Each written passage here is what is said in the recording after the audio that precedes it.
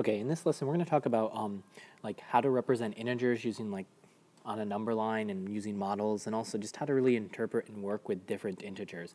So to start there, you really just want to talk about like what in the world is that word, an integer? An integer is any whole number that's positive or negative. So like, for example, 3 would be an integer, or like -7 would be an integer. An example of where you would see integers in the real world would be like on a thermometer. Say you're measuring temperature, and say you're like, okay, well, what's my temperature to the nearest integer, which means like nearest whole degree. You come down here, the red part's filled up to about here, and I zoom in, and I can see that this here is 0, and this here is -10. So I see 1, 2, 3, 4, 5 equal spaces between there. So that means each one's going to be worth 2. So 2, 4, 6, 8, 10. So this would be 6. So it's 6 below 0. So that way we know that it's going to be -6. But but its value would be 6 either way. So we know that it's 6, but it's going to be -6, and this time would be degrees. We'll say Fahrenheit, because that's what we use here in the United States is Fahrenheit.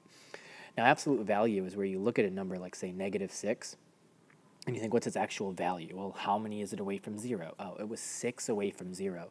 So its absolute value would be 6. And to indicate that, we would write -6, and we put these big lines on both sides of it, and that says absolute value, which means that the absolute value of -6 equals 6. And that's what when we hear the word absolute value, that's what that means. And we can find that with any number. Basically, if you have a negative sign in front of it, you just take away the negative sign, and that's the absolute value of that number. Today in class, what you're going to be doing is you're going to be playing a game, and that's like the football dice game. Now, the rules of this, you're going to play with a partner, and both people start at like the 0-yard line. You're going to have a field that will look like a number line. So your field will look something like this, and you'll have a 0 in the middle, and then you'll have like -10, or you'll have 10 down this way, and you'll have -10 down to the left. So you'll work your way from 0. Either if you're the home team, you're going to go trying to get to +10, and if you're the visiting team, you're going to try to get to -10, so trying to work your way backwards.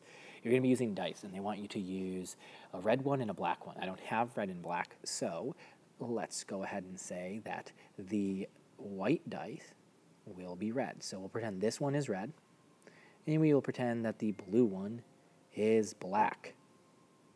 And on here we have 3 and a 2. So say you were the home team going to the positive way, right? And you rolled a 3 and a 2. Well, the way it works is that each number represents the number of yards you move towards your end zone of 10. You go to the right for the black, so black is like your plus, your positive, and then you go to the left for the red, which is like your negative.